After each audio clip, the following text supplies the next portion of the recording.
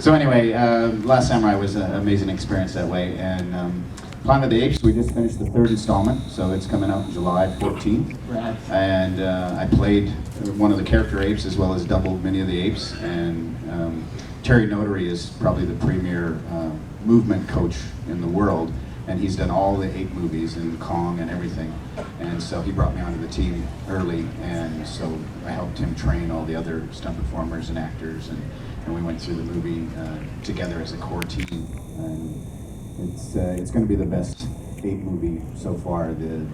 Some of you, I'm sure, have seen the trailer. It just looks incredible, and I can't wait to see the film myself. Totally. So you're sort of incredibly versatile and well-rounded. What keeps you coming back to, I said, your core love of horror, and specifically Crimson Creek Massacre? Like, where did it come from? What built it? Well, of course, my background is in action, right? From doing stunts all these years. I mean, Ken and I go way back together that way, which I'm sure we'll talk about a little bit more later. But what happened with Crimson Creek Massacre is I was working on a TV series called DC's Legends of Tomorrow. Anybody seen that show? Yeah, we see it. Yeah. So they go back in time, and they go back in Western time with Jonah Hex. And as a kid, I read Jonah Hex and Scalp Hunter, my favorite comics when I was a kid. And so they wanted us for a scene in the morning, and then we weren't needed for 10 hours until the end of the day for the last scene. So I had a lot of time on my hands, so I just started walking around Bordertown, where we were filming at the time, this old western town in Canada, near Maple Ridge, just outside of Vancouver. And I'm walking around there, and some of the buildings are actually condemned. We can't film in them anymore, and some of them have been fixed up, and they're perfect.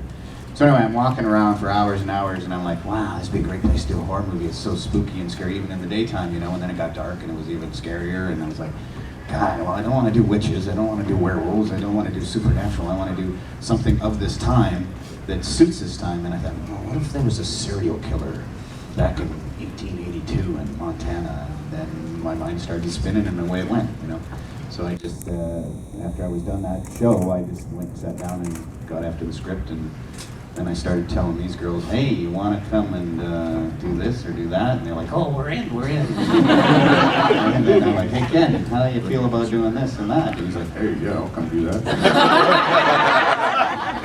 And Willie's a good buddy of mine. We were working together on some other projects, co-producing and directing some commercials, and so I kind of spilled the beans to him while we were doing that. And he's like, damn, yeah, I'm in. So, And then I tried to talk you out of it. Yeah, I did. I tried to talk him out of it. But he's not trying to talk me out of anything anymore. No.